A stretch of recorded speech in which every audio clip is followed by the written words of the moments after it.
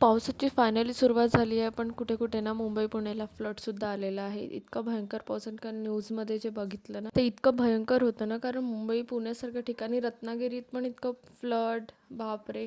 आणि मला सांगा तुम्ही कुठनं-कुठनं माझे ब्लॉग्स बघत आहे आणि तिकडे काय सध्या सिच्युएशन आहे.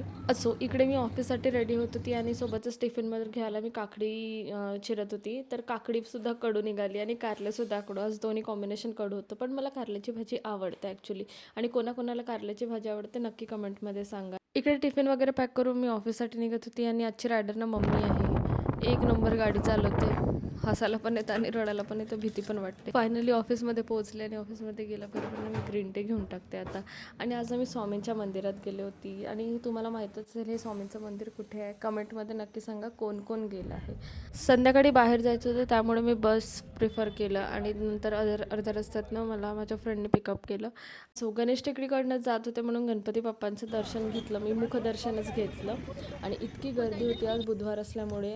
घरी तर पोहोचले आणि घरी गेल्यावर ना मी ऑमलेट बनवत होती. मस्त अंड्याचं ऑमलेट आणि टोमॅटो वगैरे टाकून जे सगळं काही आपलं मिक्स केलं.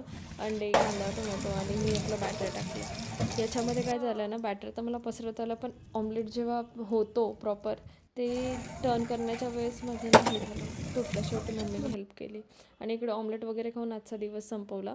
आणि इतका पाऊस येत असल्यामुळे ना भुरी वगैरे आज सगळ्या घरीच होत्या, दोघे पण कोणी बाहेर गेलं नाही आहे. उद्या